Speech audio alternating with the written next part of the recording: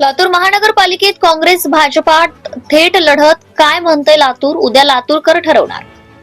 थंडीचा कडाका वाढत असतानाच लातूर महानगरपालिकेच्या राजकीय आखाड्यात मात्र प्रचाराने उष्मा वाढला आहे.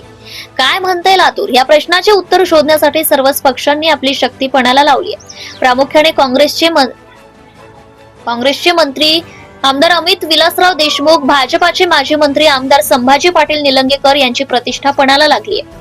थेट लढतीला काही ठिकाणी राष्ट्रवादीची फोडणी. लातूरचा राजकीय इतिहास पाहता या ठिकाणी प्रामुख्याने काँग्रेस आणि भाजपा यांच्यातच पारंपरिक लढत राहिली आहे. मात्र यंदाचे चित्र थोडे वेगळे आहे. काँग्रेस वंचित युती. माजी मंत्री आमदार अमित विलासराव देशमुख यांनी लातूर शहरातील आपली पकड कायम राखण्यासाठी वंचित बहुजन आघाडीला सोबत घेतलंय, तर सामाजिक समीकरणे लक्षात घेऊन हात अधिक बळकट करण्याचा प्रयत्न आहे. मात्र माजी मंत्री आमदार संभाजी पाटील निलंगेकर यांच्या नेतृत्वाखाली भाजपाने विकासाचा अजेंडा समोर ठेवलाय. मुख्यमंत्र्यांनी सांगितलेला विकासाचा रोडमॅप सांगत लातूरचा कायापालट करण्याचं आश्वासन देत कमळ फुलवण्याची रणनीती आखली जातीय. राष्ट्रवादी म्हणते आमच्याशिवाय सत्ता नाही. राज्याचे उपमुख्यमंत्री अजित पवार यांच्या नेतृत्वाखालील राष्ट्रवादी काँग्रेसने स्वतंत्र चूल मांडली आहे. सहकार मंत्री बाबासाहेब पाटील यांनी राष्ट्रवादीला घेतल्याशिवाय सत्ता स्थापता येणार नाही असंही सांगितलंय.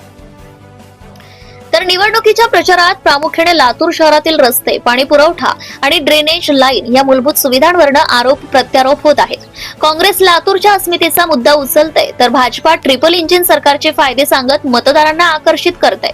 माजी मंत्री आमदार अमित विलासराव देशमुख यांना आपला गड राखण्याचं आव्हान आहे, तर माजी मंत्री आमदार संभाजी पाटील निलंगेकरांना भाजपाचे वर्चस्व प्रस्थापित करायचे आहे. राष्ट्रवादीचे सहकार मंत्री बाबासाहेब पाटील, माजी मंत्री आमदार संजय बनसोडे, आमदार विक्रम काळे यांना राष्ट्रवादीची लातूरातील जागा कायम ठेवायची आहे. Subscribe now and press the bell icon.